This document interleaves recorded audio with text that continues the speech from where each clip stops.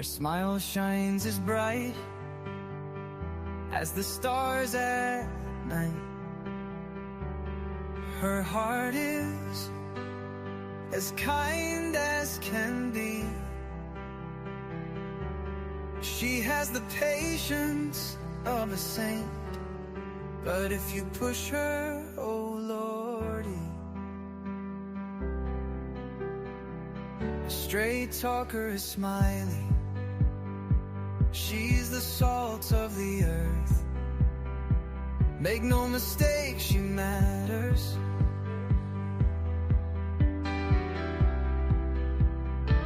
Catch Smiley's story on a live stream. Oh boy, that girl can matter. Go Smiley. She's Smiley, alright. She's Smiley. Make no mistake why she's here. She's Smiley, alright. She's Smiley. If you're guilty, she'll smell out your fear. Missing posters and stories of heartache and fear. She tells us all of the heartbreaking tears. She can sniff out the guilty from a mile away. If Smiley's on the case, then she's here to stay. She cares about these missing children. She cares deeply about them all. She speaks the truth with integrity. For the truth, she will seek it all. She's Smiley, alright. She's Smiley. Make no mistake why she's here. She's Smiley, alright. She's Smiley.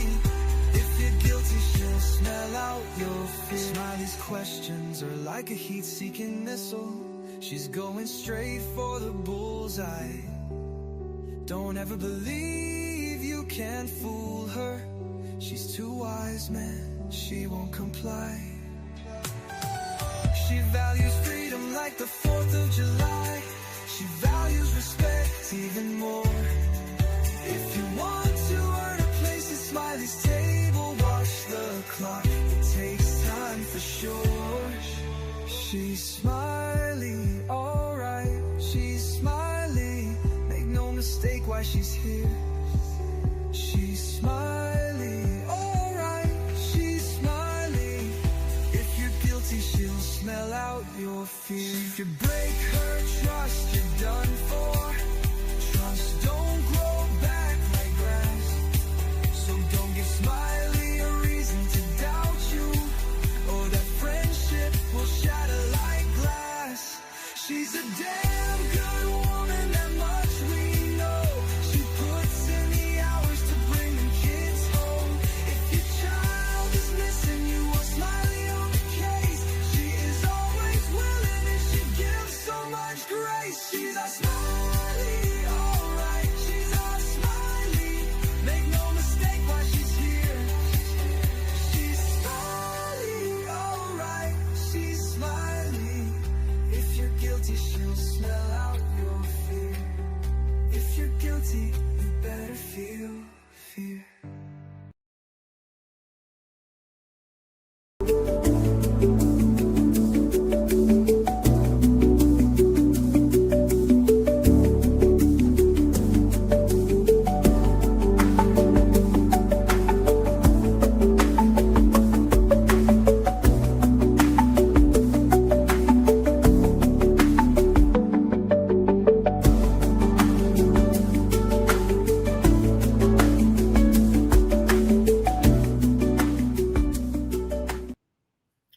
Good morning, everyone. Happy Sunday.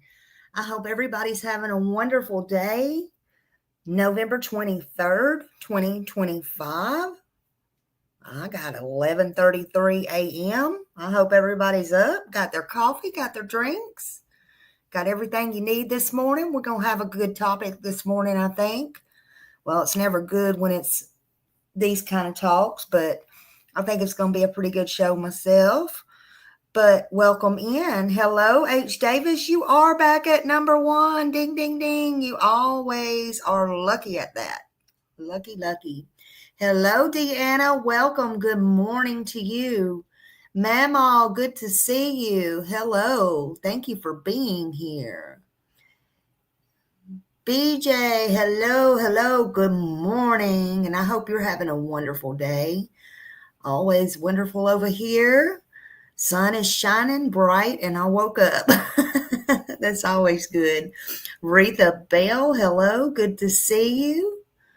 I'm so glad you're here. Raymond, hello. Good morning. Did you work last night, Raymond? I hope your morning is going good as well as your day. I hope it goes great. I hope it goes great. Excuse me. Clear my throat here. Clear my throat.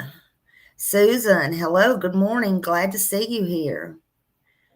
Hello, hello. Welcome in, everybody. I'm so glad everybody's here this morning. How was your weekend so far? Oh, I hope you have a great day too, Mama. I really do. I really hope everybody does. I don't wish ill on anybody. I hope you have a great day. Sharon says, blessings, everyone, on this beautiful day. It is a beautiful day. The sun is shining. Hey, Christy, so good to see you. Thank you for being here. Thank you, beautiful. So, let's see, Mama said, is she saying hi to Christy? So y'all, yeah, talk amongst yourselves. I'm just glad that everybody's here. And we're going to talk today. We're going to talk about a sensitive topic, but we're going to be respectful. And I just want to put a little disclaimer in here. This live is going to cover true crime topics. It's going to cover something I know y'all have definitely heard about, but we're going to cover topics that may be disturbing or emotional or difficult for some. I share these stories with respect for the victims and for their loved ones. Details are presented carefully. They're going to be presented carefully, and they're for educational and awareness purposes only. And if at any point you feel like you need to step out, you go ahead and you step out. That's totally understandable. I do understand that. Sometimes these cases can be hard, but they are necessary, and that's what we're in. We're in true crime, so that's what we're in. But I hope y'all have a good Sunday, and I hope your day's good. Sundays, as always, you kind of never want to get out of bed. Who's cooking today? Who's cooking? Anybody cooking? Anything good? I don't know.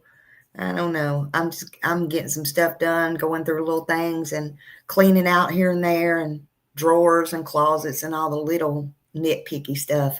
Yeah, that's what I'm doing. But besides, and doing this stuff as well. You're doing leftovers. Leftovers are good. Thanksgiving planning. Absolutely, Kelly. Welcome in, Kelly. Good to see you. I hope everybody has a beautiful Thanksgiving as well. It's the time of year we got a lot to be thankful for, all of us, especially if you have your family, you have your children, you have woke up, you're healthy, everybody's going to go through struggles, and everybody has their own things. I feel like I'm going to sneeze. Hold on now.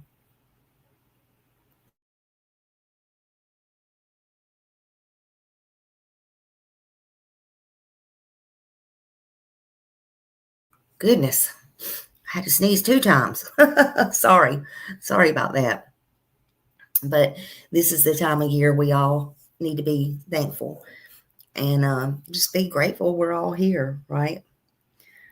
But anyway, I hope everybody's, in here that's in here. Thank you, Mama. And if you're just coming in, please hit that thumbs up button and let's just talk about this, sit back and chill today. My intentions are after we go through this live later this evening, because I found one part, but it was about 6 hours long, honestly, that I want to go through on this very case right here. And I do want to go through that, but it's so long. I'll have to do it this evening. I cannot do it in this live. I absolutely cannot. And I may even have to break that into two, but this is very interesting. Like I said, we've all heard about this.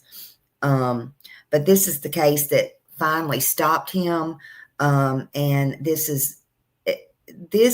we're going to talk about Israel Keys.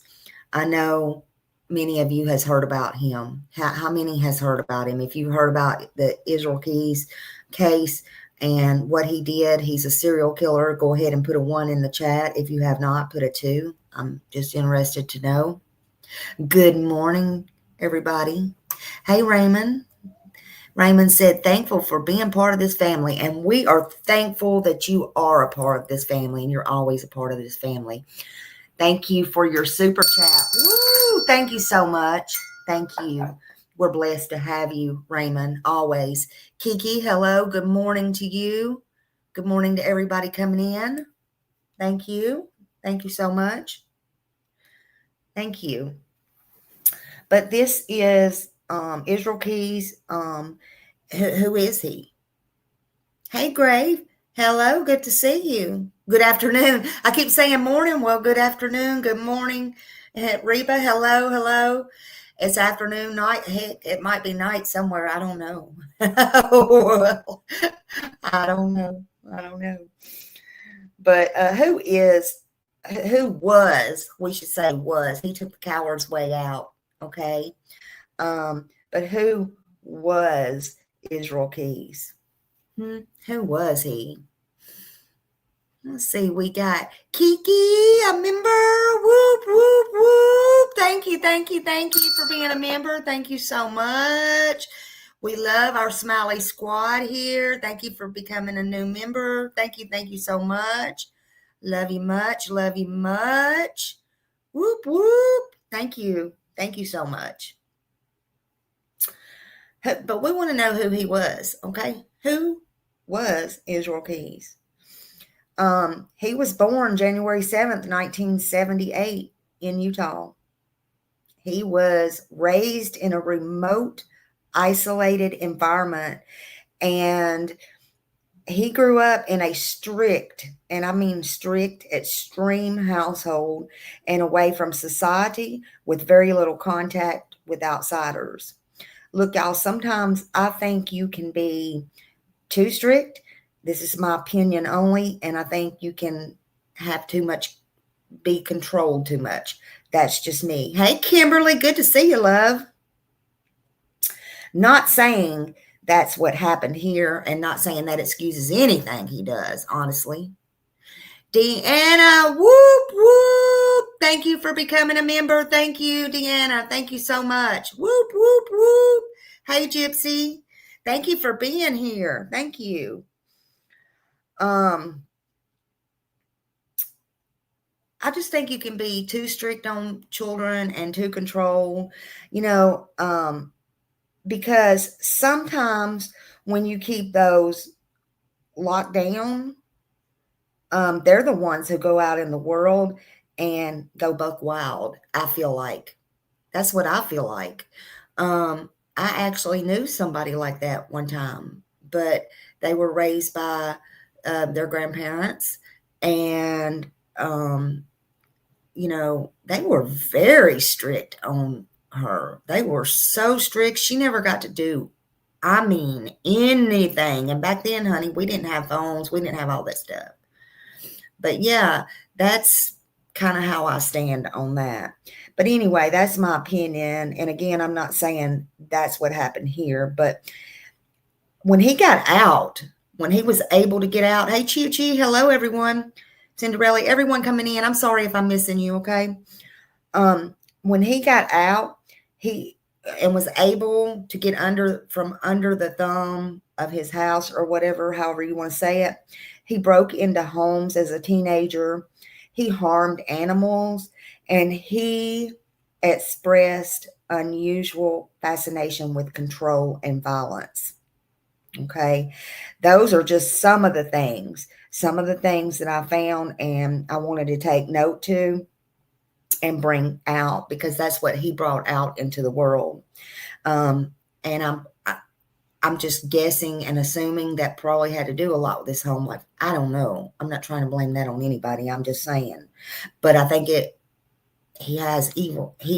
Well, we know he had evil in him. He had evil in him for sure. Now listen, I'm going to say this.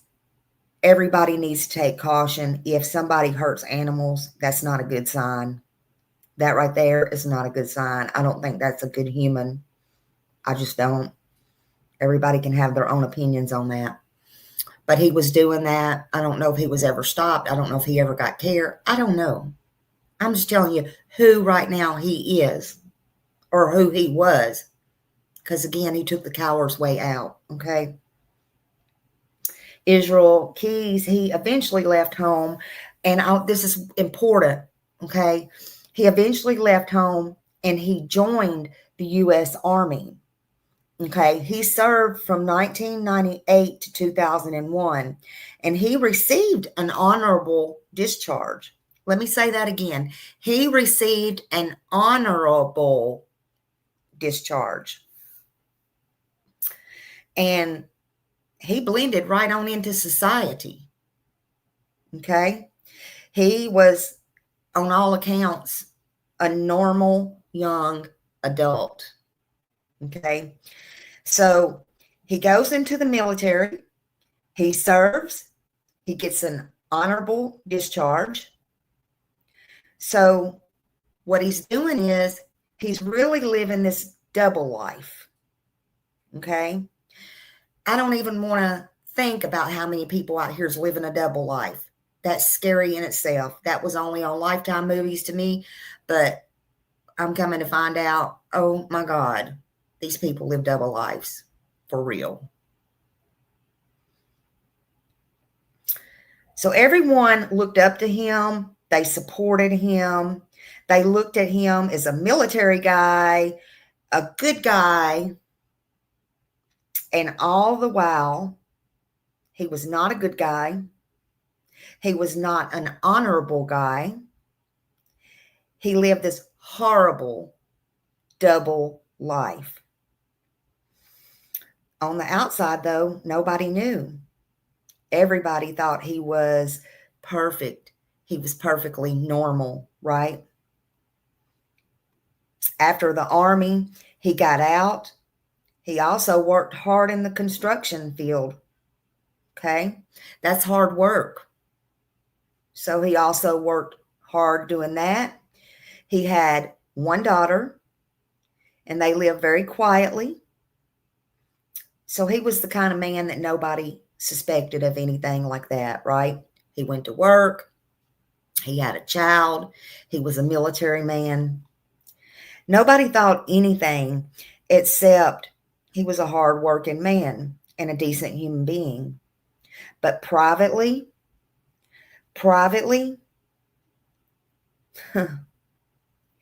this stuff had already begun. Hello, Thomas. Hello. Welcome. Thank you for being here.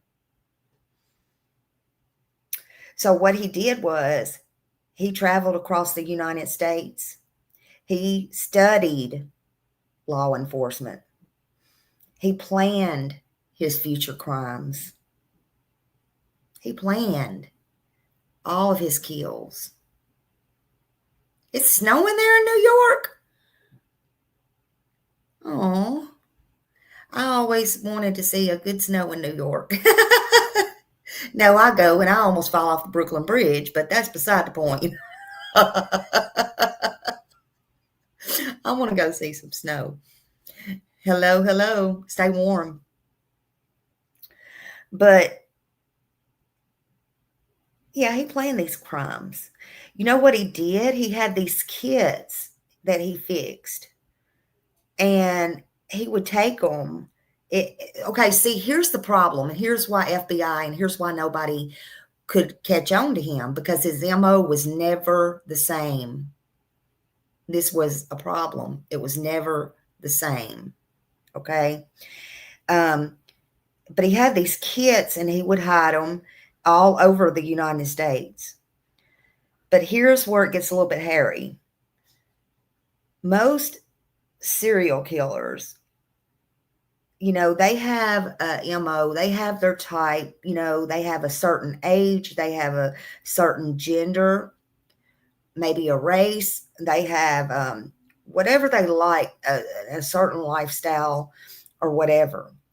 But this one, he had none of that. Not him at all. What he did, he targeted men, he targeted women, teenagers, he even targeted couples, he targeted strangers. He got victims in all states, different states. He also used different methods, different timelines. He didn't want to keep no consistent timeline. Okay. He tried to always beat the game. He tried to always beat the cop. Yeah, Ruby said we all have private lives and few know about. Yes, absolutely. Absolutely. Frankly, I'm personally surprised. I'm surprised that he was ever caught. I really am. The reason I'm surprised he's even caught, because some can't even catch ones that are not serial killers, right? Some that may seem like the easiest solve. But they finally caught up with this one. He was full of confusion. He told investigators, his words, I did everything I could to make sure there was no pattern. That's what he told them. I did everything I could to make sure there was no pattern. He wanted to avoid being profiled, and he almost succeeded. Well, he did succeed at not having a profile, but he almost succeeded at not being caught. To this day, investigators, they struggle to identify all of his victims. That is the sad part. There's no telling how many victims are out there. There's no telling who's still missing. There's still no telling how many has been harmed. It's just no telling. It's scary. Keyes traveled across the United States, and he buried buckets filled with weapons, restraints, cash, tools. Okay? And then what he would do is, months and even years later, he would turn around and he would go to those buried items and he would commit these crimes in that area. Now that is scary. He wasn't in no hurry, but that's what he did. That's right. He had his kits prepared. He had them placed all over the world. And then he'd go back and get them. He'd go back and dig them up. And yeah, years later, and then he would commit these horrendous crimes. Now think about that. Just think about that. This is why FBI still isn't sure how many of these victims, or who many of these victims are. And again, he unalived himself when he was caught. He planned nationally, not locally. He stumped FBI. At least 11 states had known about his activity. Alaska, Washington, Oregon, Idaho, Utah, Texas, Arizona, New York, Vermont, Nevada, and there were so many more that suspected.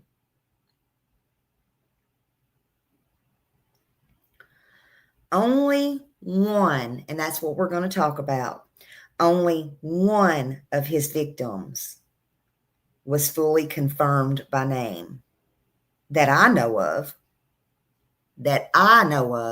and that's this beautiful girl named Samantha that was 18 years old on my screen right here. Samantha Cohen, she was in Alaska. This was back in 2012. She was a young girl. This is what got him caught.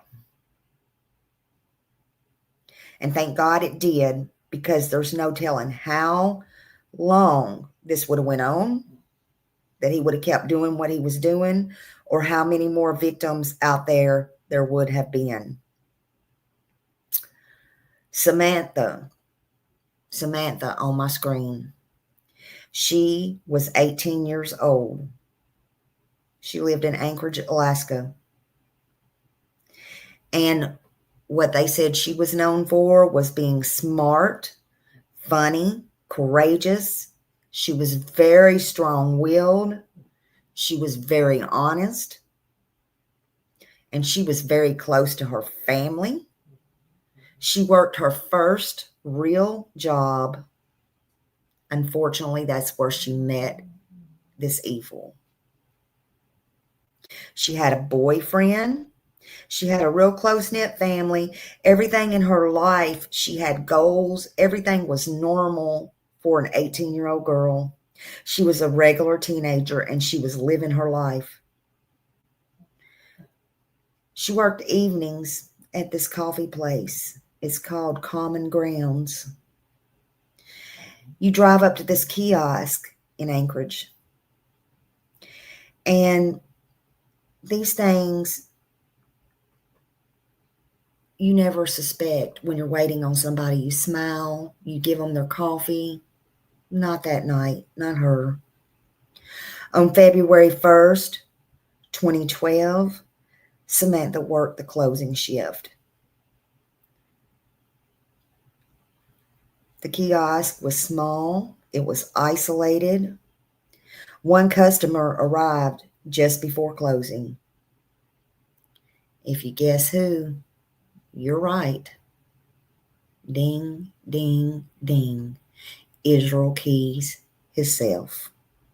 Okay? She served him,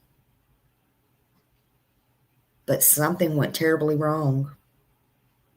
Security footage caught him walking there, caught him walking to the window, caught what happened next. At this point, he's getting sloppy in everything he does. Security footage showed Samantha, she looked scared.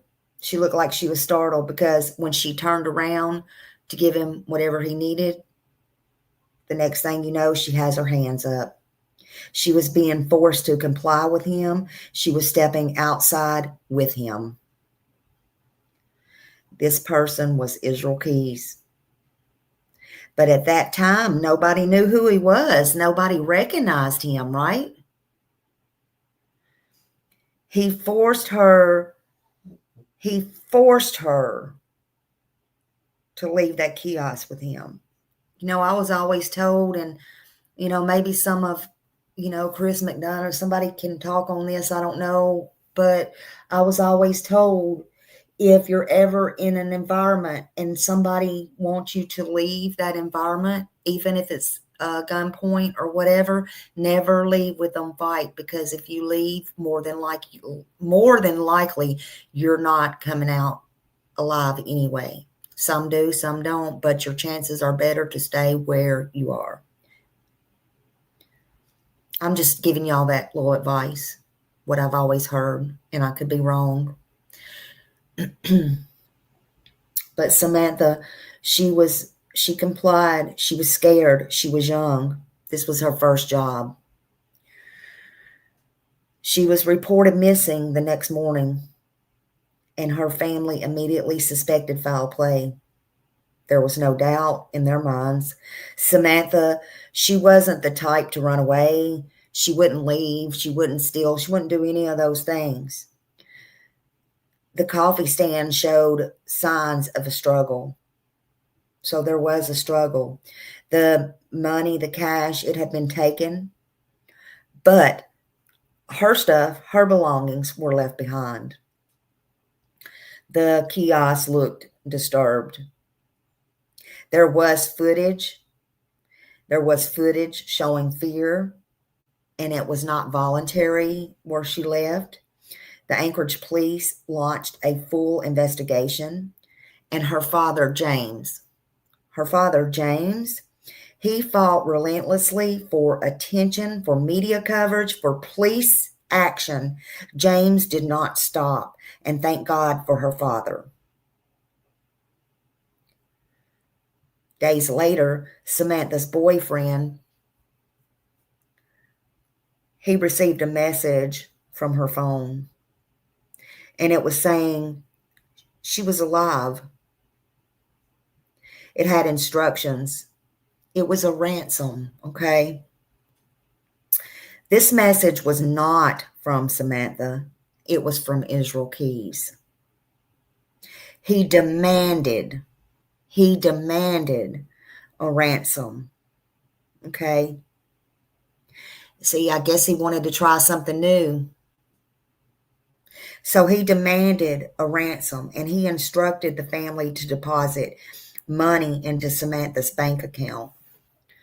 And this was very unusual behavior for him.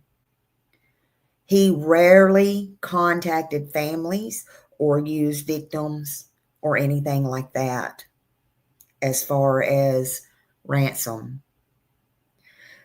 So there goes the first mistake.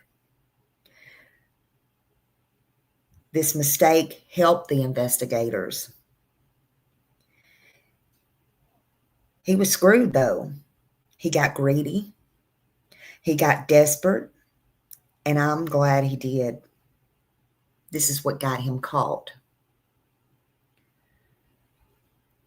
What he did was he staged this photograph of Samantha that he took. Or I don't know if he took it or not, but he staged a photograph of Samantha. And it showed her holding a newspaper. He said, this is proof of life. She's holding a newspaper. You know, back in them days, we always want to see the date of a newspaper or something showing the date on it, right? Well, he staged that. He thought he was masterminding this whole entire thing. But the police later determined that the image had been manipulated. And it was just to make her appear alive, but she was not even alive. Boy, that must have been a blow to her father and to the family, right? And remember, you guys, it's scary, but you can manipulate so much stuff on this internet. It's scary right there in itself. And this is a perfect example. This is a perfect example. Hold on, let me see. Uh-oh, I'm behind on my chat.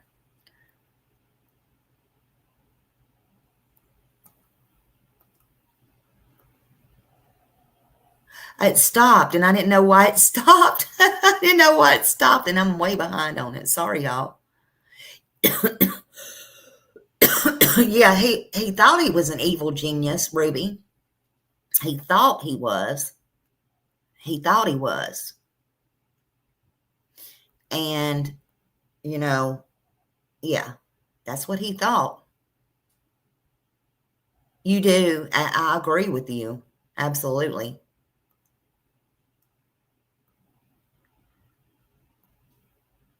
Sorry, I'm just trying to catch up here.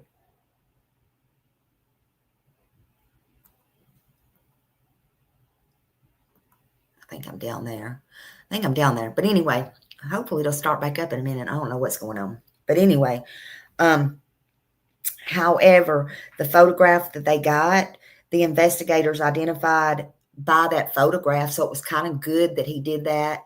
It was kind of good because with that photograph, they were able to identify her location, the timeline, and put some stuff together. They were able to identify some things that was in the photograph, maybe in the background and stuff like that. And eventually, they were able to also, along with the the CCTV cameras, identify him as well. And at that point, they were on it. They had him. They pretty much had him. Keys began withdrawing money. Again, he was getting sloppy, or sometimes I think people just want to get caught. And that's in anything even small in life. Drinking, they leave tops around, they leave evidence, drugs. I don't know. At that point, though, after all the bad he's done, nobody,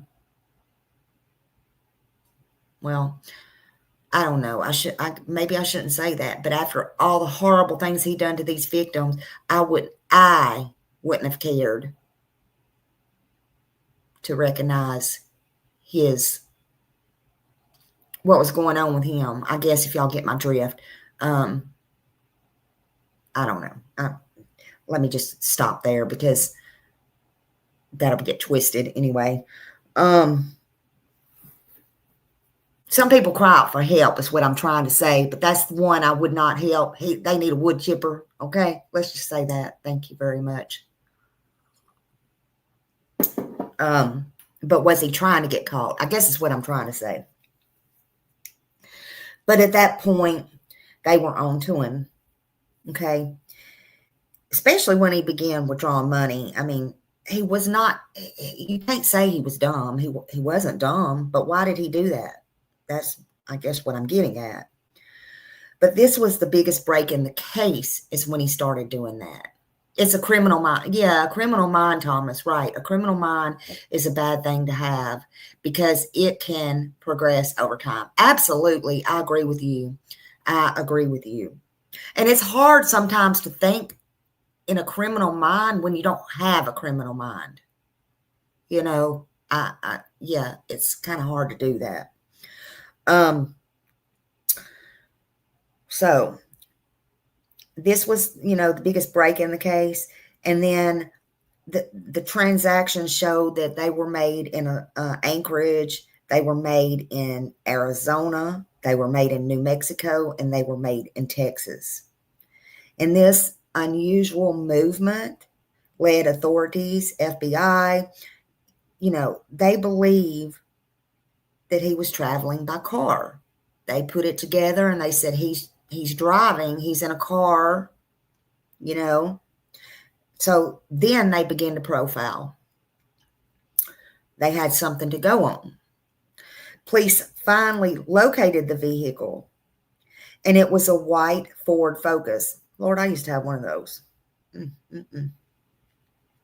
But it was a white Ford Focus, and it was in Lufkin, Texas, and it was inside the car where they found her ATM card. They found her phone. They found a mask. They found maps. They found a handgun. And they found all the evidence linking Israel Keys to the Alaska crime with Samantha.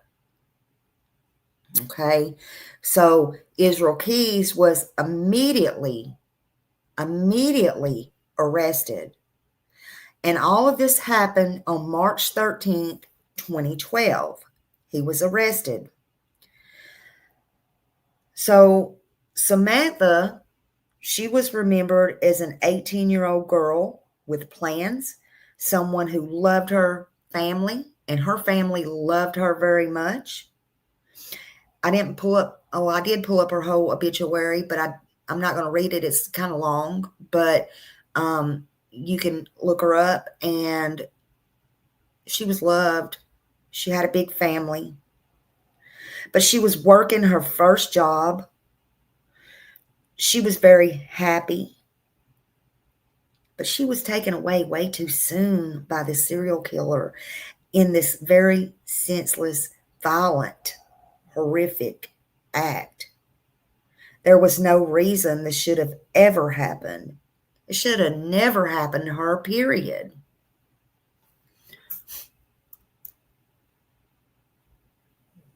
I don't either. I don't either. And then here's the thing, Raymond. I think once they do it, it's kind of like a dog getting a hold of a cat. They got that blood, that taste. And if they're that certain kind of person, they can go out and do it over and over again. That's what I believe, period. I do. And it might not be right then, but I believe, just like that Devil's Den guy. I don't think it's his first rodeo, and they are looking into things. I just think it's in their blood, man. I just think it is.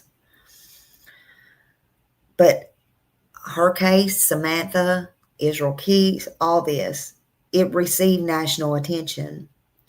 It received not because of the killer itself. Her case specifically received national attention because her family fought very relentlessly to find her, to bring her home under every circumstance.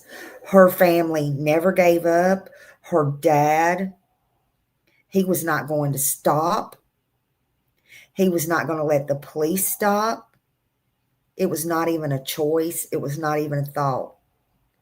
Her story is often today, and there's a lot out there on it. Her story is today talked about to honor her life, and it's also used to help and to warn about workplace safety, and it's talked about to help, and this is so important, to help the importance and talk about the importance of surveillance footage and remind people the importance of community support in the missing persons cases.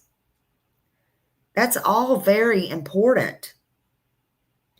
And all I want to say about that is, if you run a business out there, I don't care what kind of business it is, put cameras up. But more importantly than that, if you have cameras, you need to make sure that they're properly working at all times. They must be in tip-top shape and working at all times. Never assume, always check them. That's so important. And never assume this will not happen at your place. It won't happen to you. It won't happen in your town, because it can. It does. And it might. And it's happened plenty of times where people's cameras were not working. So Samantha's case, hers exposed him as a serial predator, right? And it led to his identification. It stopped him from killing again. Thank God.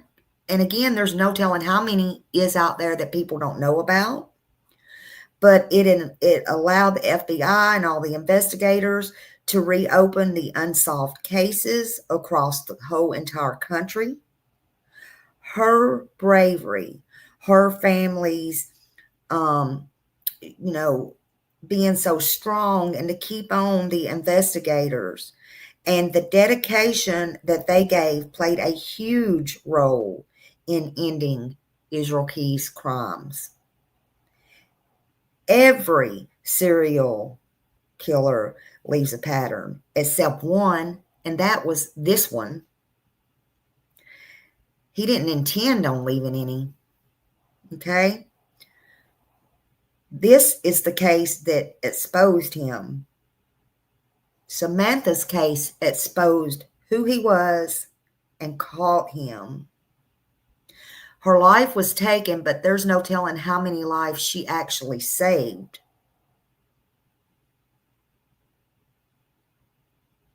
This wasn't solved by psychology. It wasn't solved by profiling or years of investigation.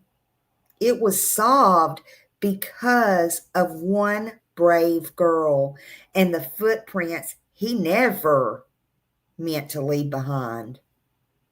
And this is the story of Samantha Cohen, the 18-year-old who unknowingly helped stop one of the most unpredictable killers in FBI profile, or, I don't know if profile is the right word, but history, let's just say. She wasn't involved in anything dangerous. She didn't take risk. She didn't put herself in harm's way. She was working, for God's sakes, her first job. She was simply doing her job. And that was the night everything changed. March 13th, 2012, a little Texas highway pulled over this white Ford Focus. And they matched the vehicle. They did an excellent job. Excellent. The man driving was Israel Keys. They realized that. They realized they had more on their hands than they expected when pulling him over. They were dealing with someone far more dangerous and far more experienced than they ever expected. When questioning him, Keys slowly admitted to what he had done to Samantha, and he told it all step by step. He also admitted to at least 7 more murders, and he suggested the number was even higher, but some he never told. He traveled across the U.S. to kill. He selected victims at random. He told them he buried kill kits, which we talked about, in multiple states. He would go back and get them. He told them he studied law enforcement to avoid detection. And no one suspected him at all. He had no preferred victim type. He would go after men, women, children, couples, all different kinds. He didn't care. He did not give names. He said, this was his quote, "You'll never find them all. You'll never find them all." He was right about that. He took it all to his grave. Samantha's case was the only one with enough evidence to tie him down. And in December of 2012, before he could be fully prosecuted, this coward, Israel Keys, took his own life in jail. He left behind a note and drawings that investigators believe, he was talking about additional victims. He took those answers with him, y'all. He was a coward. He took the coward's way out. That's the way I always see it. He took many answers with him to many questions, but I feel, in my opinion, he's still paying the highest price, a heavier price of anything, any crime, any judge, any courts could give him.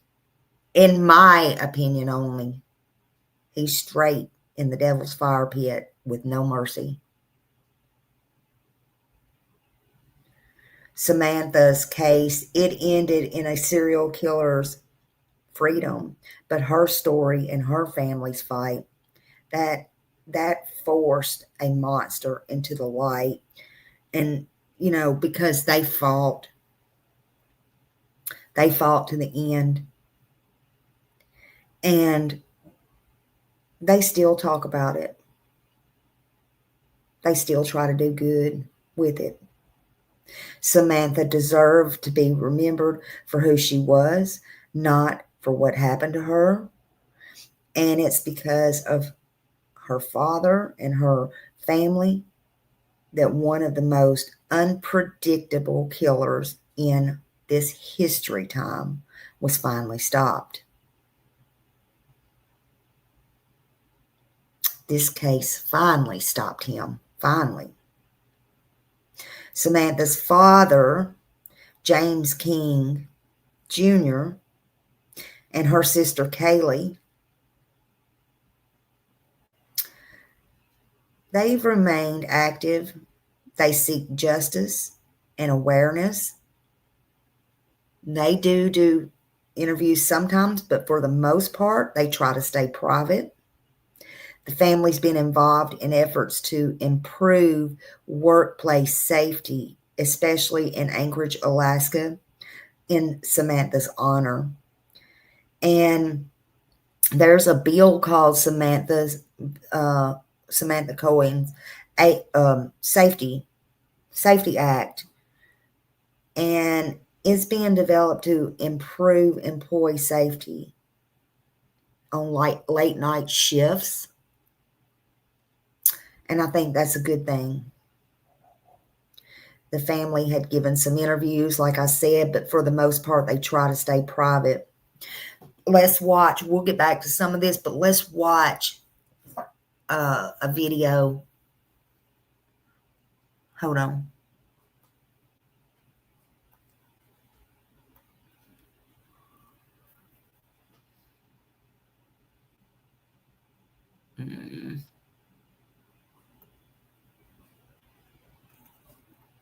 I think we'll watch this one first. This is breakfast cereal. Hold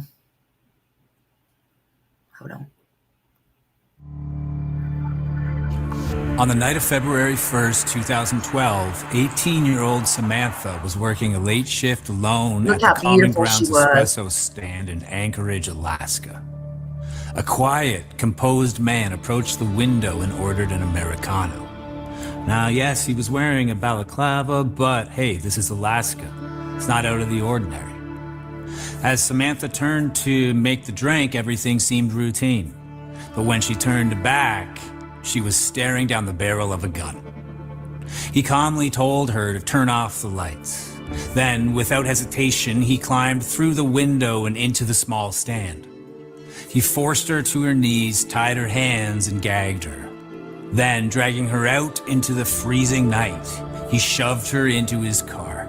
He said he was holding her for ransom. Then, he drove her to his house.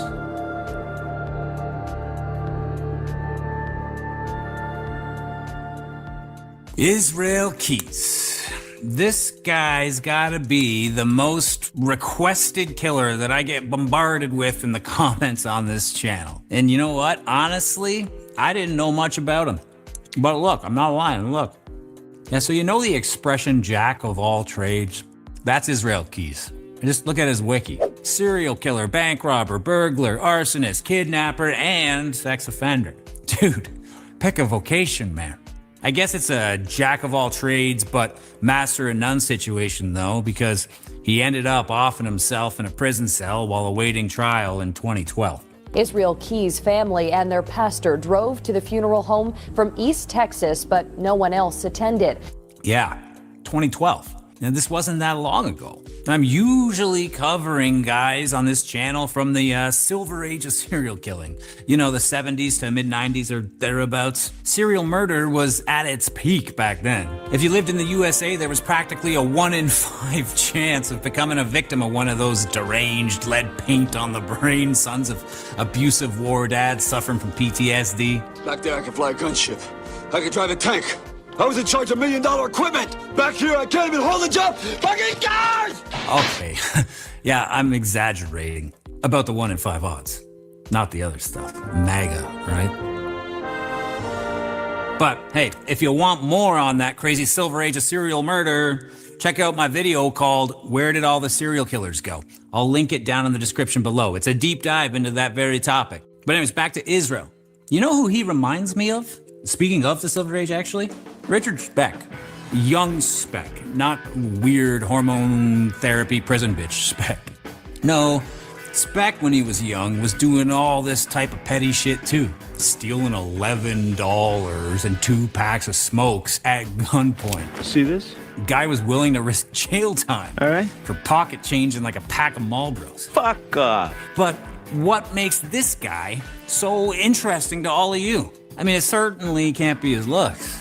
But hey, shout out to Alaska for the classic black and white striped prison uniform. I feel like we don't actually see that very often outside of like old cartoons or Halloween costumes. Or this guy. The Hammerglar. But back to my question. Why? Israel Keys, I was thinking to call him Serial Keys. Israel Keys, he reminds me actually of Ted Bundy. He does. Now, I don't know all of his mannerisms and stuff like that, but looking at him, that's who he reminds me of, and his ability to commit these things and blend in with society, traveling across the states and the country. That's who he reminds me of. And his image, I mean, he looks squeaky clean, right? That's who he reminds me of. And I don't know about y'all, but that's scary. That's scary, actually. So, yeah. Is he the most requested? I asked over on Instagram. I got a lot more followers over there than on YouTube for some unfortunate reason. And here's what you guys came back with. Kill kits. Unique methods, advanced planning, a lot of unanswered questions. I think it would specifically be what he did to one of his victims, Samantha. Because he is recent. All the planning, kill kits, etc. Then getting caught in a really dumb way. I'll get to all, or at least most of that, but first, if you really want to know why somebody is so messed up, you gotta start with childhood. I'm not here to blame parents for everything. We're our own people. We make our own choices. But off the top of your head, can you name one serial killer with a so-called normal, healthy upbringing and well-adjusted, supportive parents? Oh, wait, go ahead. Okay, never mind. No, you can't. I hated her. Keys was no different. The dude had essentially a parallel childhood to God, Henry he looks Lee like Lucas, Fred and we there, all just know that that's pretty fucking messed up. It's like Lucas 2.0, except, I guess, unlike Lucas, I couldn't really find any indication that Israel was butt fucking skunks and possums and stuff. Make you bet. He was, however, the second of 10 kids. I've said it before, and I'll say it again. You just can't give proper attention to 9 kids. Neglect is actually a precursor to serial killing. Look it up. But just like the Lucas family, the entire 12-person Keys family lived in a one-room cabin. So, this clip, again. Dylan, Dermot, Jordan, I find so many uses for that clip. Taylor, Brittany, Wesley. You ever notice that in these situations, it's always a one-room cabin? Never even just 2 rooms? 3? No. 1 room, 4 walls, 12 people. But here's the thing, though, too. I mean, remember, we're talking 90s here. Open concept was a huge thing, all the rave. So how big was this 1 room? I mean, look here. That's pretty nice.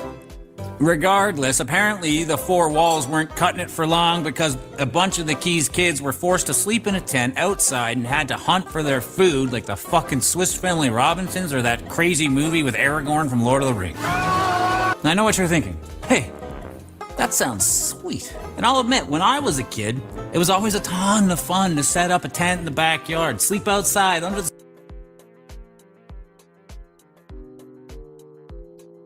Not the Swiss Family Robinson. Not them. Oh my God. But they say his family was very strict. And again, yeah, exactly. What went on in that cabin? What went on? And they say he hurt animals. We went down through all that. So what actually was happening there? And again, this was like a normal guy that blended in. He acted polite. He acted social. He was from the military, He held jobs when he got out of the military. He did construction. He had a girlfriend. They had a child. They all lived together. I mean, he was right there in plain sight. Now, same thing. Bundy had a girlfriend. He had a social life. Keys had a girlfriend and a daughter. It's just me. There's others out there, but he gives me those vibes, and the charm. Evidently, he was able to charm, right? It's just crazy. Let's carry on. Stars. Granted, I was allowed back into the house whenever I wanted, and my house had stuff like, electricity, running water. So in his teen years, Keys himself, big hunter. And it says here in his wiki again, he freely admitted to skinning a deer. Okay, yes, so what? I mean, that's what hunters do, right? Hold on. Back up. Skinning a deer alive. Yeah, no, that's different. To make things worse, he was homeschooled. But again, honestly, being homeschooled with 9 siblings, that makes a kind of difference, right? They could have even had All right, so I didn't know that, but homeschooled?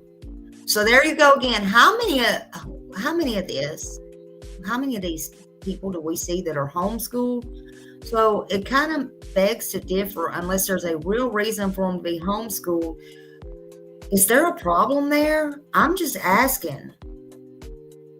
I think it's good for the kids to get out and mingle with other children, other people besides their families, to learn the ways of the world, even though the ways of the world nowadays are not so great. But they've got to learn. And was he just tied down and controlled and too strict? I don't know.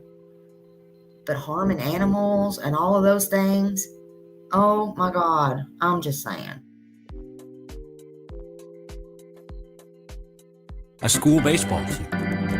Okay, but what about those parents I'm so quick to blame? His parents, they were super religious. Big surprise.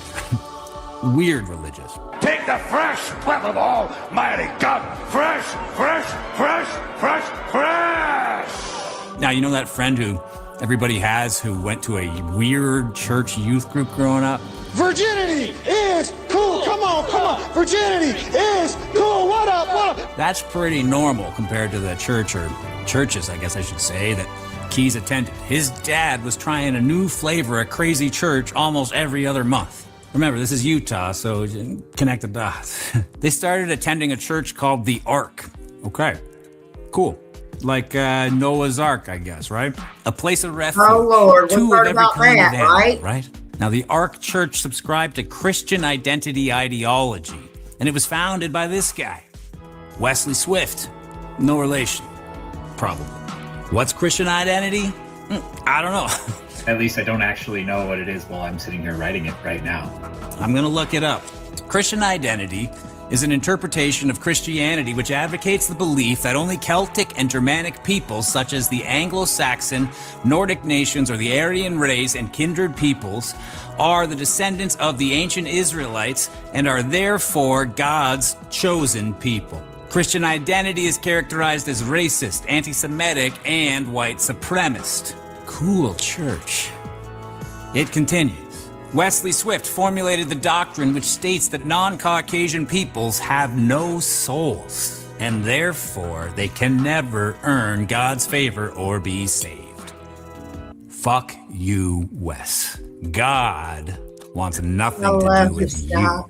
I mean, I'd rather go here. Virginity is cool. So thanks to their parents' religious zealousness. The Keys children were forced to hide from their parents just to watch movies, and they were forbidden to learn musical instruments. Well, I guess I missed the part in the Bible where God hates music. I mean, that's a new one to me. Anybody out there heard of that? I mean, didn't David, play a harp? He must be in hell, I guess. I mean, even the Westboro Baptist Church, remember those guys? You're gonna eat your babies! They said God hated all kinds of stuff. I mean, for Christ's sake, look at their website address. Holy shit. But even they didn't have a problem with music. Look at this. It's an entire page of music video parodies by the church. You got Santa Claus is gonna take you to hell. This land is... land? God hates Ireland? That's weirdly specific. And frankly, a little redundant, considering their first video down here was called God Hates the World. Thank you. Ireland is in the world, if I'm not mistaken. Now, as you can imagine, none of these videos are good. He makes it interesting. Hours going through. There's so much sadness going on. God hates the sadder people. We needed this. You, everyone, face a fiery day for your proud sinning. So just stop it. Holy shit. So yeah, anyway, no music in the one-room shack. So Keys goes out and secretly becomes a huge Insane Clown Posse fan. Now that's enough to be put behind bars for life, if you ask me. Keys would like ICP, though. And I mean, sorry to any of you current or former juggalos out there. Hey, I mean, come on, you be you, okay? And whatever did happen to the juggalos, I feel like it probably doesn't age very well, but I mean, what do I know? As a teen, Israel got up to all the usual stuff you'd expect. Herding cats, selling stolen guns to local adults, and of course, keeping a diary of biblical quotes and documenting daily sins for which he felt shame. What? You didn't have one of those? A trusty sin-filled shame book? I mean, I never leave home without mine. I guess all that guilt and shame added up for Keys, though, and one day he decided, fuck it, I'm atheist now, and then got really into Satanism instead. The devil! Such a giant swing, right? To go from documenting your own sins to satanic atheist in like one breath. I also kind of never really understood how you could be a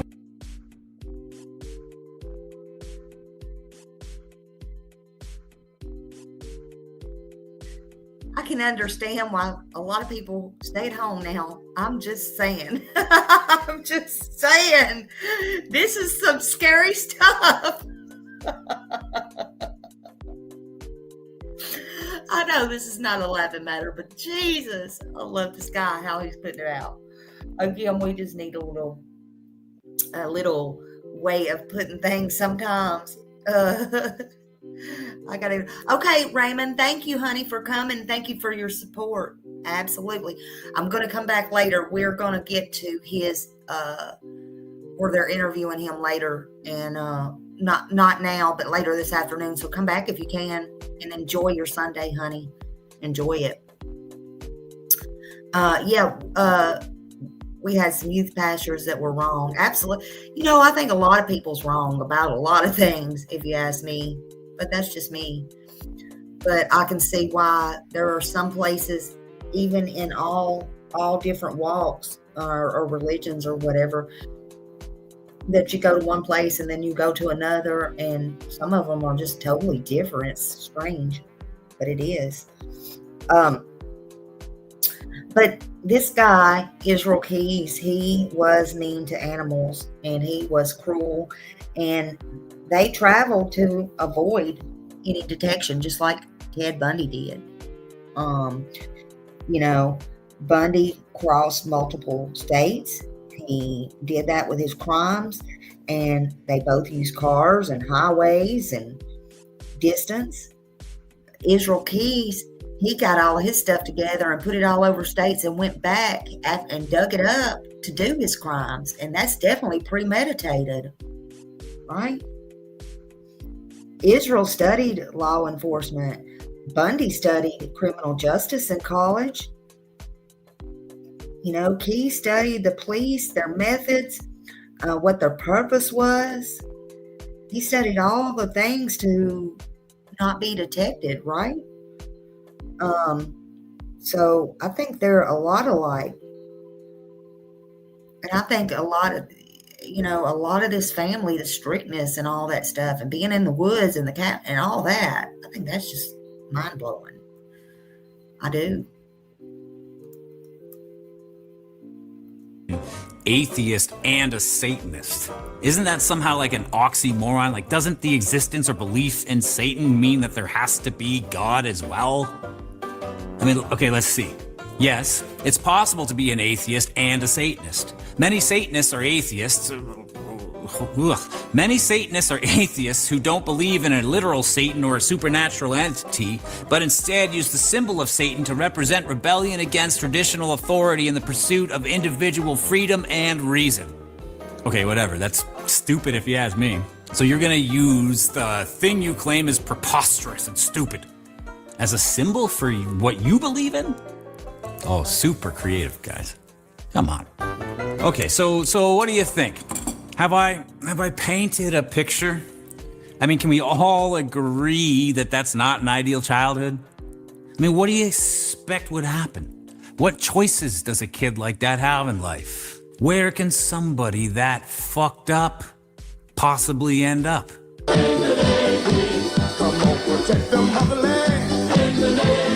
No, he didn't. Army, but that song's funny. And okay, I mean, not all of them enlist in the military, but it certainly is a trend. I've talked about it on here before, so let's just add Israel to this here graphic, and that's not even happening, folks. Again, this is another topic that I kind of earmarked for a standalone episode at some point. So if you want to see me make that episode, let me know down below. But Keys, he wasn't in the military all that long, just about 3 years. In interviews following his arrest, he said he was anxious for his military service to end so that he could finally start murdering people. And unfortunately, that's exactly what happened next.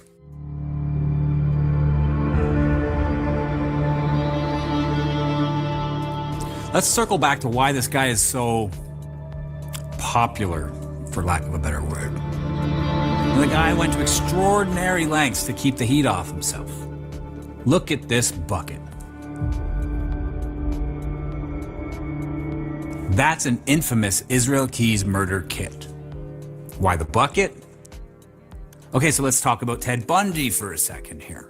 Now you see, Keys was an avid serial killer fan. When police raided his place after his arrest, they found dozens of books about murder. Hopefully nobody comes knocking on my door. Keys boasted in an interview that I probably know every single serial killer that's ever been written about. It's kind of a hobby of mine. So dude, just start a true crime podcast like the rest of us. Just a little side note here too. Keys called BTK a quote, wimp for apologizing in court and showing remorse for his crimes. You know what's wimpy? Using the word wimp. You stupid juggalo. All right, sure.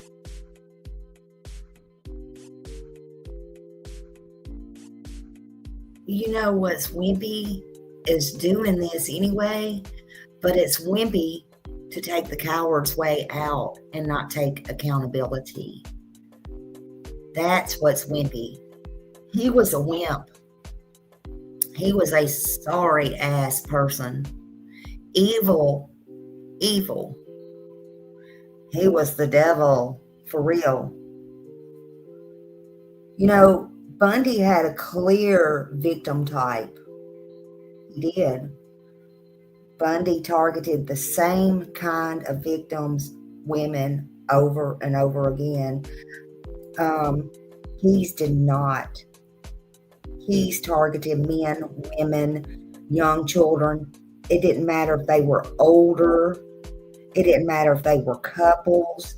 It didn't matter if they were random people. And that's why Keys he was even harder to catch or to profile. And that's just crazy. Again, Samantha, she was his last victim, and she lost her life, but she saved so many more lives. I guarantee you he would still be out there doing this today if he could get away with it. He would.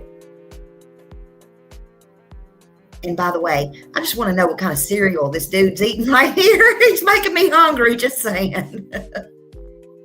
Apple Jacks, Sugar Smacks. Just wondering. Just wondering. Just asking. Sorry. What was I talking? Right. Okay. The Bucket and Ted Bundy. So, of all the serial killers, Keyes had a particular crush on Ted.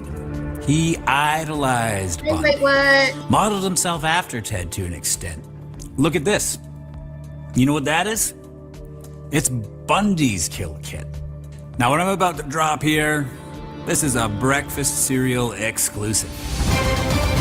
I haven't seen this theory floated anywhere else that I'm aware of, but I wonder if the whole murder kit thing of Israel's was inspired by Bundy's kit here. The only difference is dumb old Ted drove around with the kit in the trunk of his Volkswagen Beetle. He even got pulled over with it in the back seat. Now, what makes Keyes' murder buckets so interesting? The reason they're so creepy is that he buried them all over the United States in anticipation of, or to prepare for future murders. Authorities believe as many as 12 buckets were buried, and only 2 have been found as of today. In one confirmed case, Keyes buried a bucket in Vermont. It stayed there, hidden, for nearly 2 years. Then Keyes comes back, digs it up, and used it in the murder of Bill and Lorraine Currier. Their bodies have never been found. So it's crazy to think that there could be more of these buckets out there just waiting to be found. Now, every now and then, someone on Reddit claims they've found one and posts photos like this. But I mean, who knows? I feel like the FBI would be all over it if these were legit and we'd hear about it, right? Because, I mean, the FBI has posted a lot on this case. Look. Keyes went, as I said, to great lengths to avoid detection. His victims were completely random. Totally would have fucked up the mine hunters out there in the FBI if they even knew a serial killer was active, which they didn't, because there was no way or reason to connect the victims.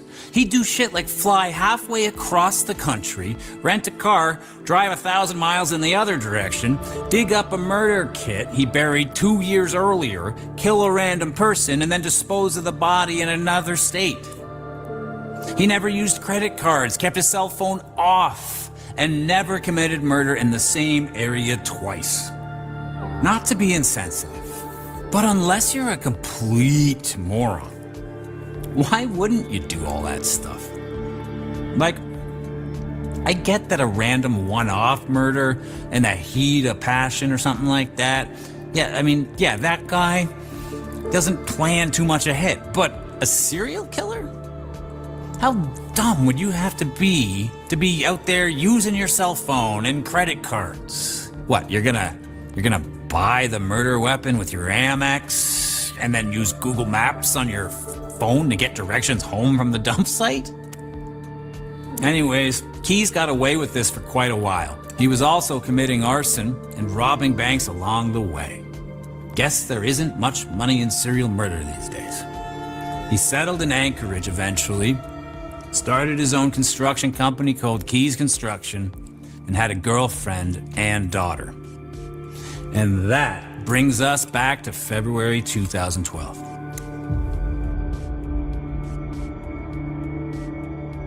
After Keyes took Samantha to his home, he essayed her and strangled her in his shed. He left her body in the freezing cold.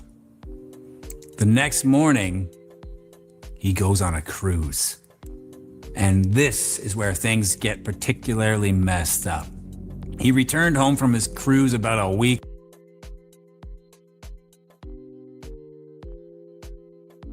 He goes on a cruise. Are you serious right now? So he takes her home to his home. And he does the unthinkable to her. And then he just goes on a cruise. These people have no conscience at all. And what about his girlfriend and his child? What about them? Horrible. Horrible.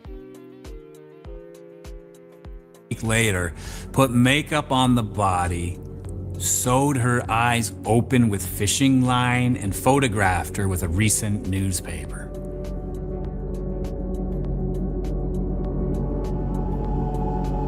His plan was to collect ransom money from her family. I mean, the fuck? Brutal.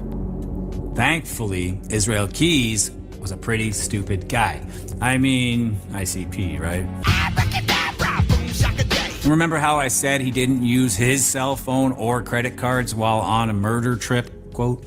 Well, he did use Samantha's debit card to withdraw $400 from an ATM. He was smart enough to wear a disguise to hide his identity from the cameras, but that didn't stop authorities from getting a make and model on the vehicle he was driving. A few days later, when he used another ATM, authorities alerted a local law enforcement to be on the lookout for a white Ford Focus. Keys was apprehended. After initially refusing to talk, he eventually admitted to the murder of Samantha and gave the whereabouts of her body. But Keys still had one trick up his sleeve. In a brilliant plan to pay homage to his hero Bundy, in a court hearing to set a trial date, Keys made a daring escape attempt. He jumped over the railing in the courtroom and made it as far as the first row of seats before immediately being tased. Idiot. The guy expressed zero remorse. His only concern seemed to be for himself and keeping the media away and not having his daughter find out the details of what he had done to someone else's daughter. He never got to trial. Killed himself with a razor in his cell on December 2nd, 2012. In 2020, the FBI released the drawings of 11 skulls and 1 pentagram, which had been drawn in blood and found underneath Keys' bed after his suicide. One of the drawings included the phrase, "We are one," written at the bottom. The FBI believes the number of skulls represents the total number of his victims. So, after all of this, I guess I can understand why so many of you find this case so interesting. If you ask me, it's about the unknown. How many victims were there? Are there buckets still buried out there? Where? And whatever happened to the juggalos? We'll never know. I believe there are still buckets out there. I believe they're still out there somewhere. Now, whether it's true, any people has come across the real buckets and the real things or not, I don't know. Is it possible? Sure it is. But I don't know if they're the real deal or people just say, hey, because hell, even if I come across a bucket like that, I wouldn't be thinking, oh God, this belongs to a serial killer. I'm just saying. But hey, some call me dumb, but Smiley ain't dumb. I'm just saying. I don't know if that would be the first thing on my mind, But again, we're normal people. We're not these criminal-minded people who is doing these things. So yeah, I do believe there's still buckets out there. And I believe he would have carried on. And I believe he would have kept getting, kept doing this. And I think he got desperate and he got greedy. A lot of people, some people even have said they reminded him of the Zodiac Killer. There was major similarities in that. But I just think he was his own person. I think he was out there doing his own evil. And I think it's sad. Samantha's case, she was the only one that had enough evidence to tie him down. And thank God about that. Let's go on. I'm going to watch one more here.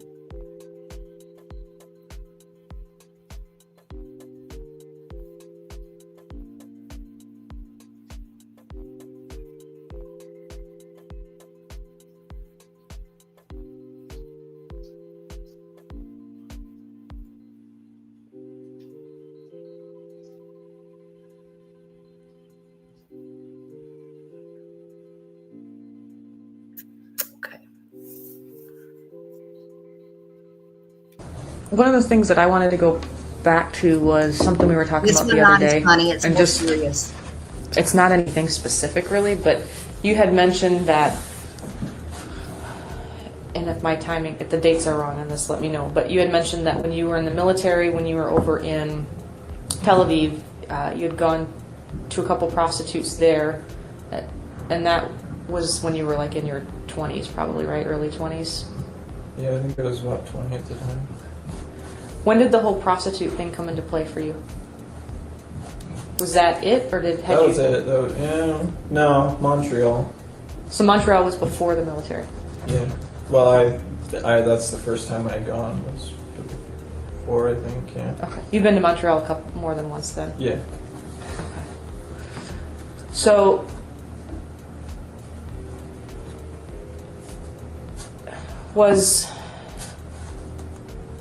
jump ahead now, Anchorage, visiting prostitutes, is that something that you've continued to do over the years, including in Anchorage?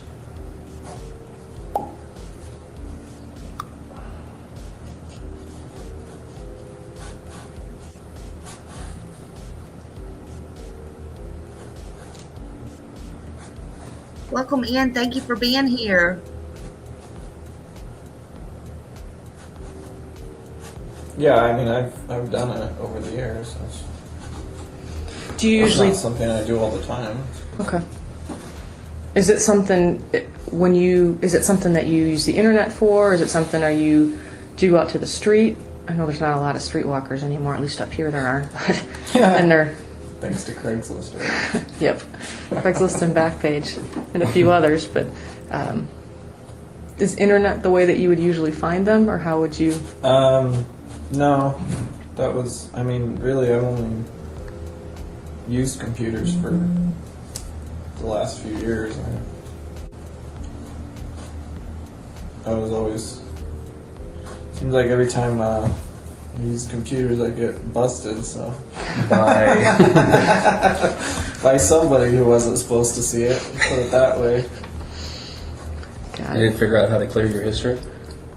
Well, I got better at it, but I was so paranoid about it because it seems like the damn thing will always pop up at the most inopportune moments. So. Did Kimberly ever see that stuff? Oh yeah, she saw stuff. Yeah. Weird. Now, remember, y'all, a lot of you, I know from this, a lot of people want to know, what are they laughing at? Why are they carrying on? And da-da-da-da-da. Listen, they're doing what they need to do to make him feel comfortable. So you can't be mad at that. They're doing what they need to do. And he is very, in my opinion, comfortable with them, right? He's telling them, and he's very comfortable with them. So I just wanted to point that out. Together for a long time, so she saw I made my share of mistakes.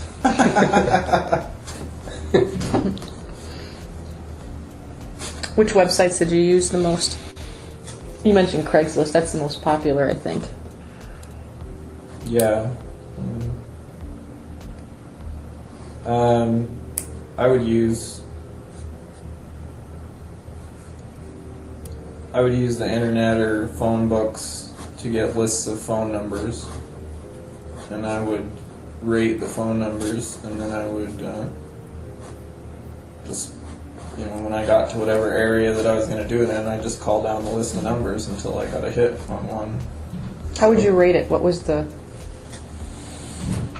I would rate it just based on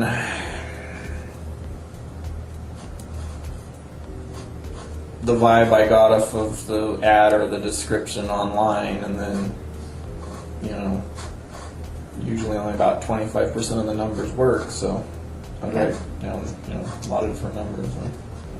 So would you actually call and talk to somebody and see what they had to say, and that would be part of the rating too? Yeah. Okay. Yeah. So, with that in mind, the rating thing, tell me if that's what this means. We figured it out. Does that look familiar? Yeah. Is that what that is? The 1, 2, 3 rating system? Because we know that those are numbers, and we know what those are numbers too, but okay. That makes sense what you're talking about with a rating system then. Did you call any of these? No, I don't think so. Because this was from your trip, well... It was in the car. It was in the car, so it was on that when you were arrested. Right. That wasn't a for sure thing. That was just one of those things. If I had the opportunity to go up there, I would have gone. It's not like I was going to go for sure. Mm-hmm. But you had Laney and... Right. Yeah. And honestly, I probably wasn't going to go because the whole, you know, there was a lot of bullshit going on with my family there at the time, so I didn't want to, I just wanted to get out of there, and just kind of wasn't really thinking about any of that stuff, so. Do you have cities or favorite or places to go that are the prostitution stuff is easier or better or no. more of it? Vegas or anything like that?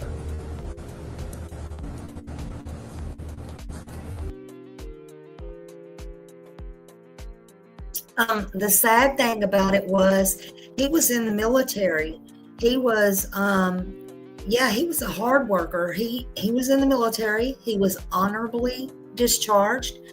That gave him access to all over the world, all the things. And I know you just come in, and for those just coming in. And he also, when he was honorably discharged from the military, he did hard work at the construction company. He had a construction business. But what he did was he took those buckets or kill pails or whatever you want to call them, and he planted them all over the United States. And he would go back to them, and that's when he would get his mark or whatever, and his victim, and do the deed. And it might be months later, it could be a year or 2 years later, but he would go back. He had no pattern. That's what's so scary about him. He had no pattern. He had no MO. He would go after men, women, children, couples, old, young. He did all those things. But I think, in my opinion, I think he got desperate on the end, or he was just simply trying out a new, because he never did anything the same. He even used different weapons. So I think either he was running low on money, or he did something desperate, because that's when he asked for ransom, and she definitely was not alive at that time. And he didn't use his cash and everything, or if he had money. He used her credit cards, and that's what ultimately led them to him, along with the CCTV footage. So yeah, you know, he had his own business, so it wasn't like he had to go punch in at a 9-to-5 job. He could go whenever he wanted, do what he wanted, and he didn't have to be at a certain place where nobody was going to notice he was missing. That's for sure. And I don't know, with the honorable discharge, I'm not sure how all that works. He probably was maybe getting a check from the government. I don't know. Cecilia, hi, welcome in, honey. I'm glad you're here, and I hope you caught all of what I just said. I do. And again, for those just coming in, I am going to come back on here later this afternoon, and we're going to have it's going to be a long, so y'all get prepared, live, because I want to go over all of his interrogation. And we may even have to break that up into 2, because, honey, it was 6 hours, I'm finding out. But I think this is very interesting. Anyway, let's go back. If you're just coming in, please hit that thumbs up button. It is free to do so. And I just know I love y'all, and I thank you for being here and spending some of your Sunday with me. Let's finish watching this.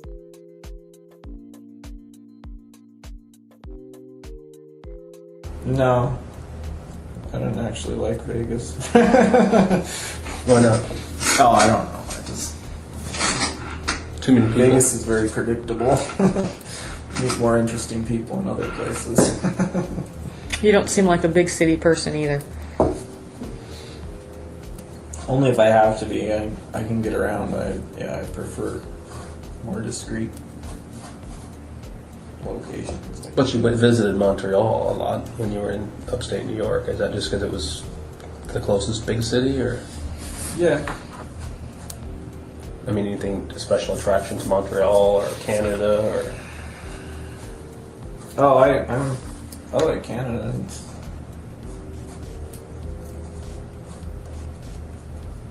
It's predictable. And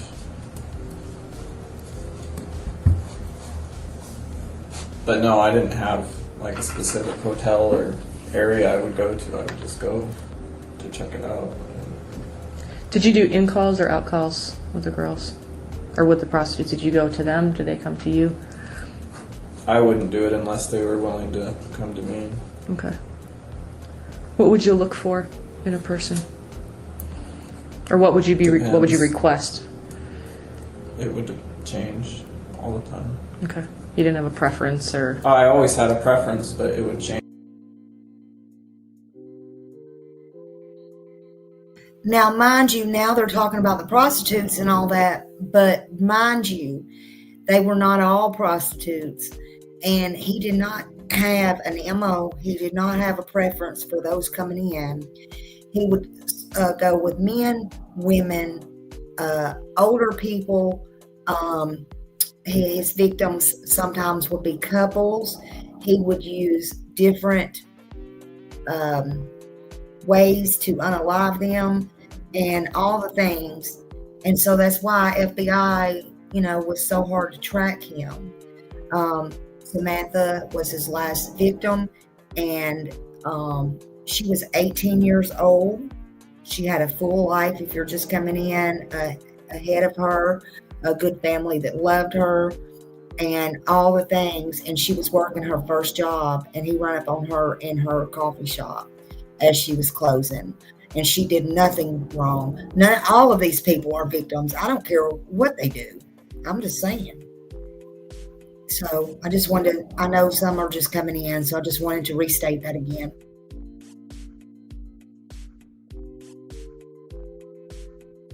And every time it was different preference. Different, like I had. What was the whatever I was in the mood for at the time, I guess. What was the preference? Because you talked the other day too that you kind of have a preference, but then nothing's really a deal breaker. But if there was a preference or kind of an ideal, what would it be? Well, it depends on the scenario. I don't know what you mean. The scenario that you're thinking of at the time. Right. And those changed, is what you're saying? Yeah. Yeah, I'm not even talking about murders or that kind of stuff. The prostitutes is more of what I was getting at. I'm not getting into the other stuff that we were talking about the other day.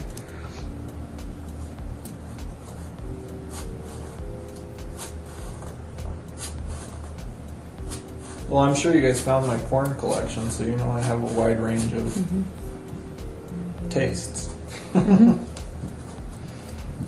it just varies. Okay. It's that's the way I am. I go like a year obsessed with one thing and then completely drop it, and then the next year it's something else. He had no MO at all. And the prostitution thing played along that same thing. Yeah, I mean, yeah. I never really took the prostitutes that seriously because, I mean, I was never. Imagine how I was only calling investigators them felt, Andrea. because They had to go right on along with him, I was you know. thinking I was gonna kill one of them or Right. something. Did you have any regulars?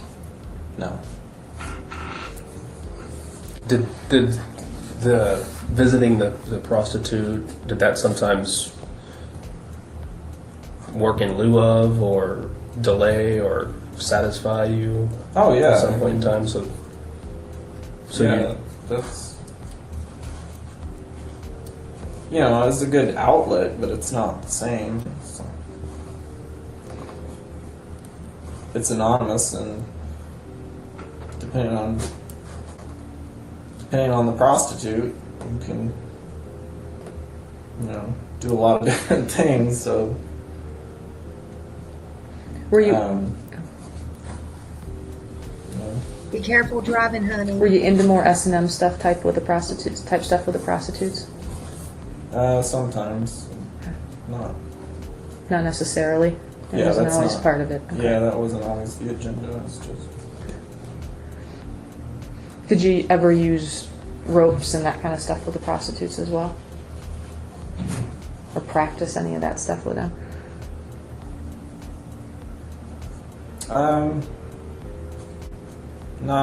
Nothing real crazy, but yeah, I mean, nothing very elaborate though. So it wasn't like you had,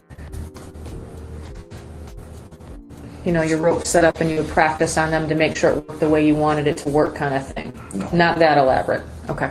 No. you freak a few of them out? It sounded like you were talking about one the other day in Tel Aviv or somewhere that was mad at you for some. Yeah, she was. Yeah, she was pretty mad at me. I don't think she was scared. I think she was just mad at me. Kind of thing. She kicked you? Yeah. Okay. Took extra liberties that you didn't pay for, or I think she was mostly worried about going over her allotted time or whatever.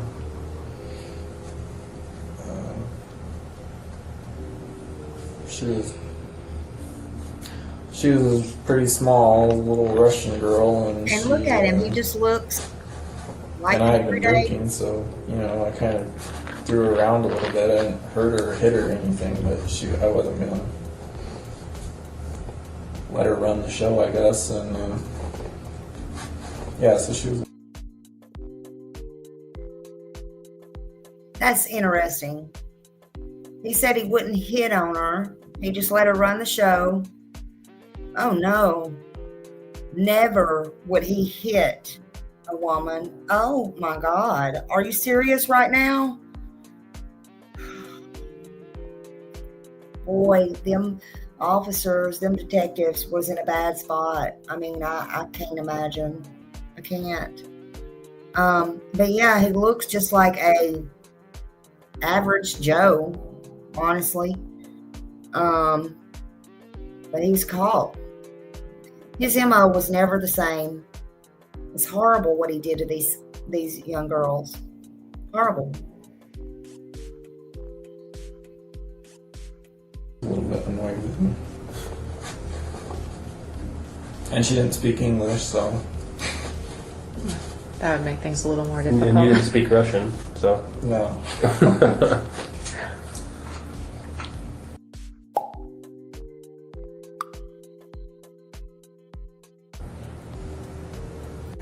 On the one on the prostitutes, on prostitution, was there a preference on gender always? Did you see male prostitutes? No, no. kind of male prostitutes? You're gonna say you get really fuzzy on your definitions there. I forgot how semantic you could be. Half male? That's one way to say it.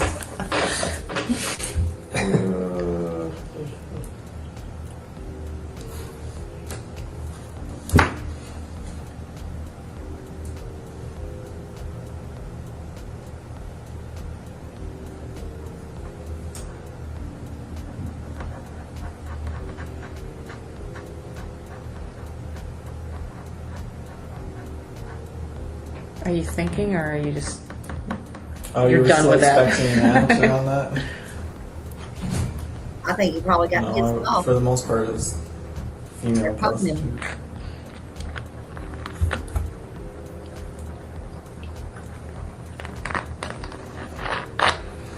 Sounds like a yes to me.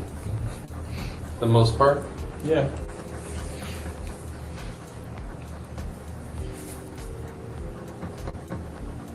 I never really understood the whole male prostitute thing.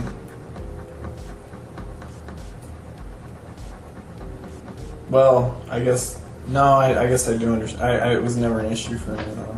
Like,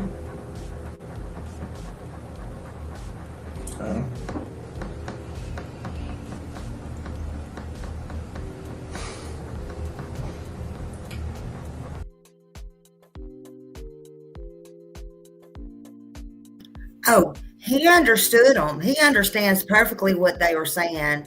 I think he was getting pissed off they were poking him, but he thought they had a real good report at first, and then he's not sure if they're laughing at him or what's going on. He's sitting there thinking about it, in my opinion, and he's trying to think what to ask or what to say next and how to say it. He had no preference. He didn't give a damn. He didn't care about any of his victims. Andrew is right. He's a sicko. Raymond's right. He's a sicko. He was very damaging to all of these people, and I don't care what line of work they were in or who they are. They're all victims.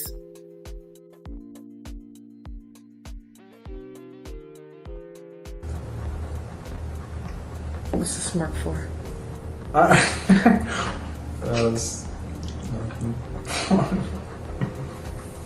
Did you ever do like the casual encounter thing on? You think you're going to shock me? Are you going to shock me? Are you worried about shocking us? No, okay. No, it's just no. I imagine you guys aren't shockable at this point. No, it's just like male. Like I say, I never really understood the whole male prostitutes thing. Cause, I don't know if you're.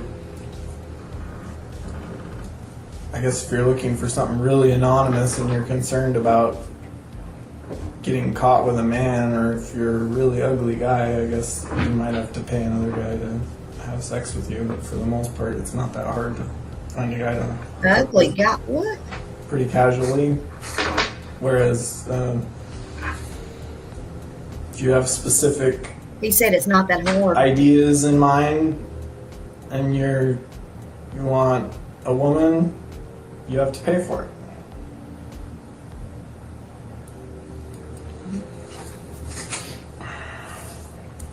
Which is fine. It's just the way it is, though. Did you say the whole Craigslist casual encounter thing? Is that something that you ever did? You mentioned the casual hookup. No, well, no, I never really did that.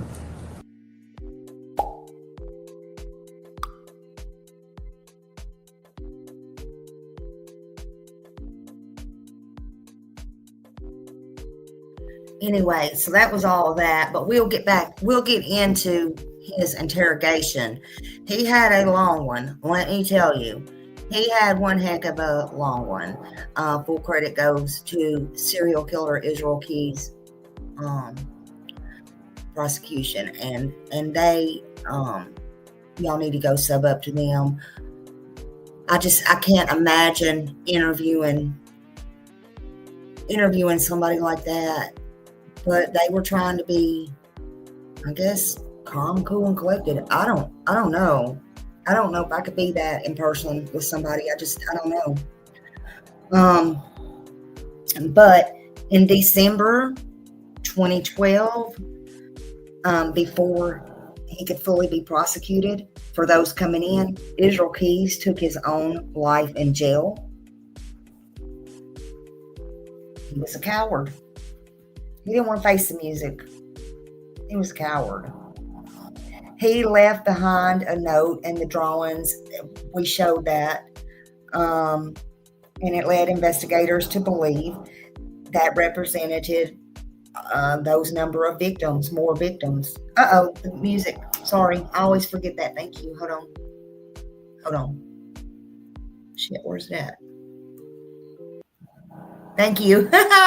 Thank you for reminding me.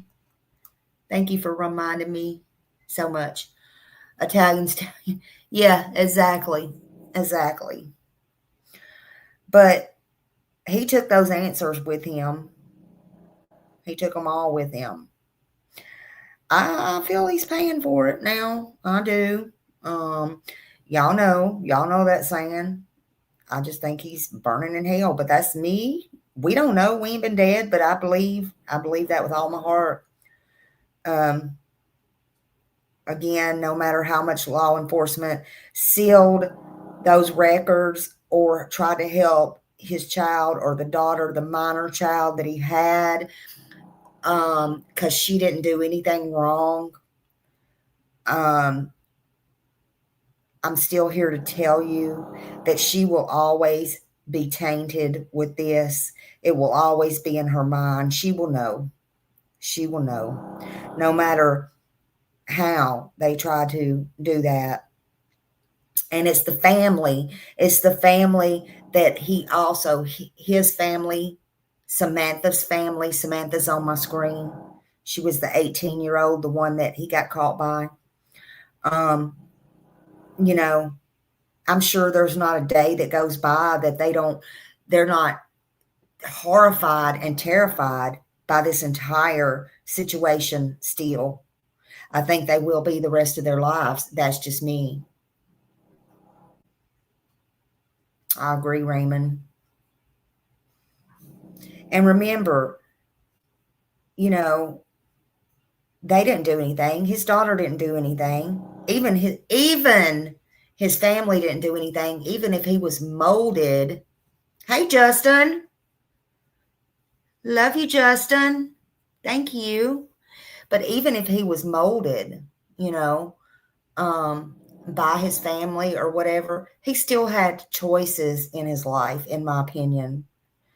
And, you know, I think after his arrest, they were completely devastated. You know, when he killed himself, nobody didn't come to his funeral. And I don't blame them. Does it make it any less painful? No. But what are they grieving? Him or what he did? I don't know. I feel sorry for his child. She was very young. But you know what? I feel sorry more for these victims. These are all victims. And I hate it even more that he took the coward's way out.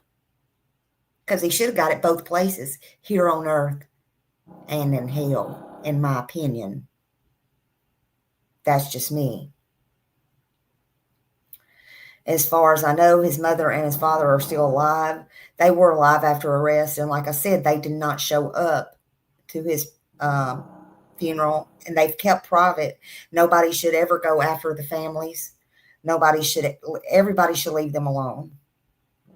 Samantha here, her family, again, they are putting out awareness, have put out awareness about how important it is to have security cameras at jobs. And again, it should be, right? And if you have security cameras, I beg of you to please stay on them. Have them for your workers. Stay on them. Keep them up to date. Make sure they are working. It could be your wife or your child or your husband who walks in there at any given moment to check on something or pick up something for you, and this could be them. I think it's very important. I think it's so important. just remember every name, every case that we talk about here, it matters. Every name has a story. Some are mysteries. Some things will still stay mysteries, I guess.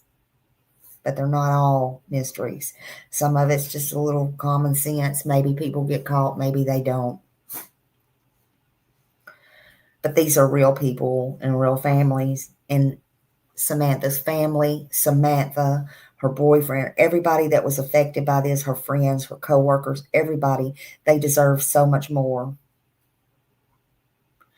I'm going to come back again. This is interesting what all happened, but it was like 6 hours long and I've got to break it down. So I'll come back this afternoon and replay some, but on, his interrogation and stuff. But people needs to be reminded of these things, even if they're old stories.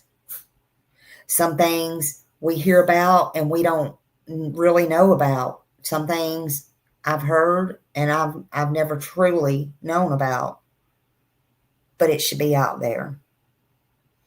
There's so much more on this. It really is. It's just been something I wanted to look into. Again, I'll be back on it. Just remember, in this world, knowledge is power. Knowledge is protection, right? Just pray for the victims and pray for the victims' families. Always. They never get over this stuff. Never. And I thank you, mods. I thank you, subs. I thank you, members. I thank you, anyone in the bushes. I thank you all for watching. I thank you for being here. And thank you. I'll see you later. I love you. And I'll see you in the streets. YouTube streets, that is. Y'all have a great Sunday. Enjoy a couple hours. Take time to yourself. Bye.